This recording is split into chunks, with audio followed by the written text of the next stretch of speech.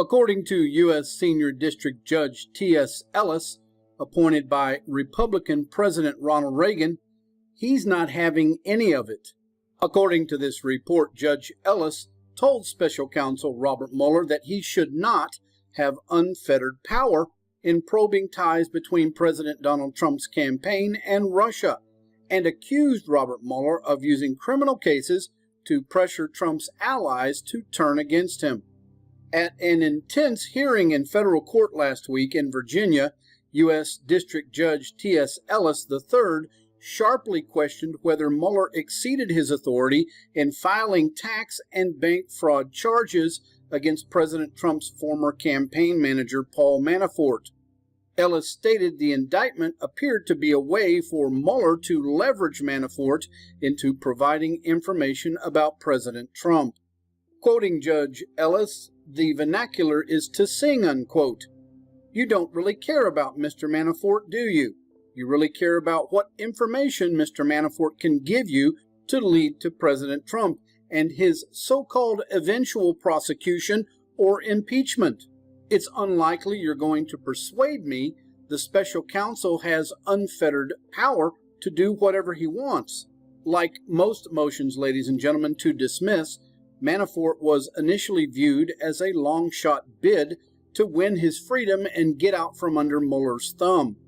Charged with an obscure law in place since the 1930s under the Foreign Agents Registration Act, Manafort is quite literally being tried for criminal charges under an obscure law that has been used only 6 times before, for a crime of which surely more than half of Washington, D.C. is currently guilty of.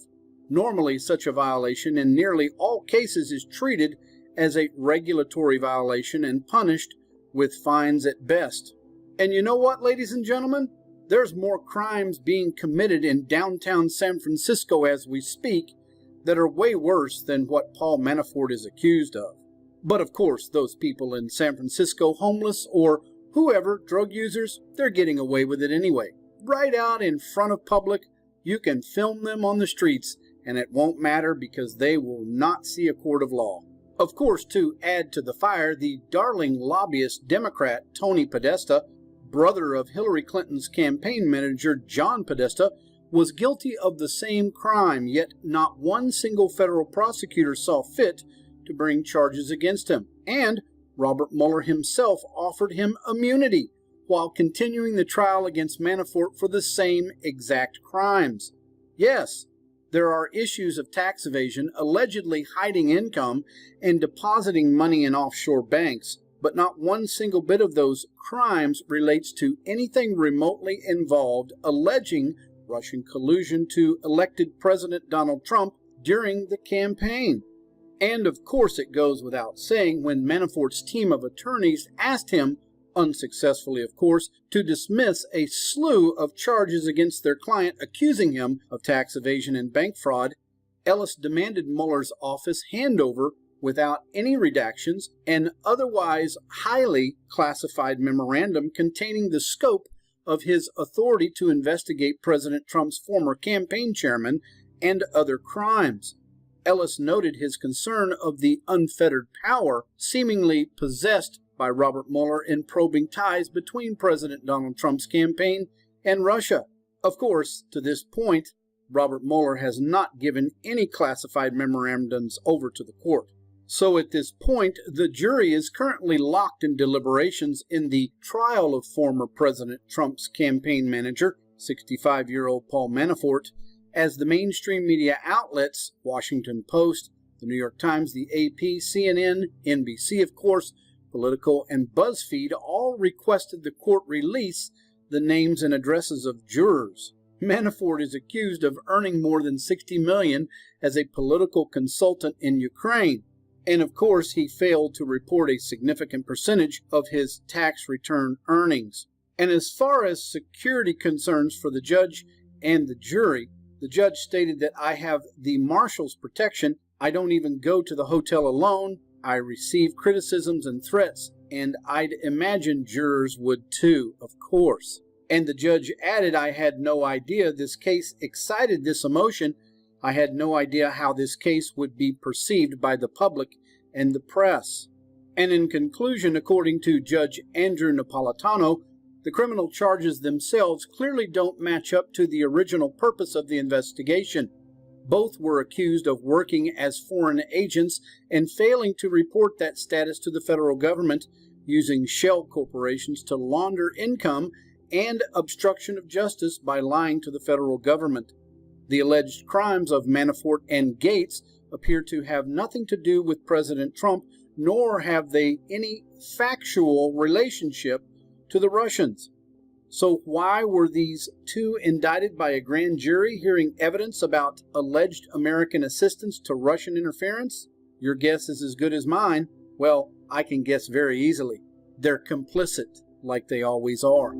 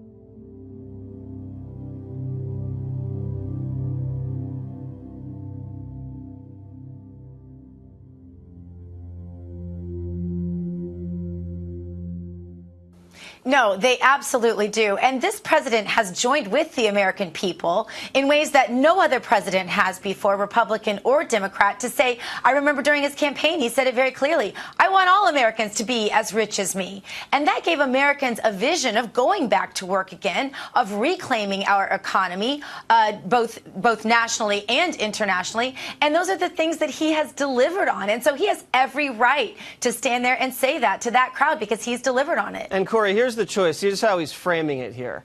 He's saying these people in Ohio, you know, they're smart people. They own a business. They own land. They have families. They have savings. They have high salaries. They're doing great.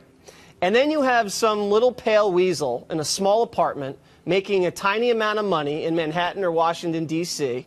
He's got nothing going on, no action. And he's calling those people in the heartland deplorables. He's calling them toothless, and that's why people don't like the people in the media. Well, Jesse, it's not just the people in the media. It's the bi-coastal nature of either going to Stanford or Harvard and then looking down on everybody else who didn't attend one of those Ivy League schools. And what this president talked about was he's wealthier than they are. He's got a bigger apartment than they do.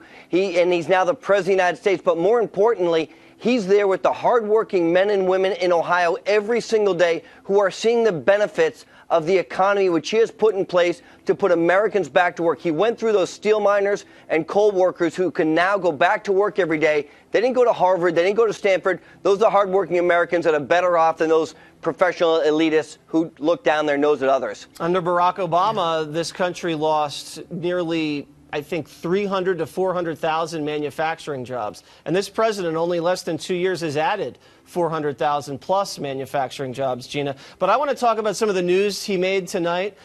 some people do or don't know this. Dianne Feinstein, the senator from California, I think she's one of the ranking members on the Senate Intelligence Committee and leading the charge against collusion and all that kind of stuff. It was discovered that there was a Chinese spy, a mole, who was her driver for 20 years, driving the senator around. God knows what he was hearing, in the front seat while she was chatting on the cell phone. And she's now upset with Donald Trump for being a national security risk.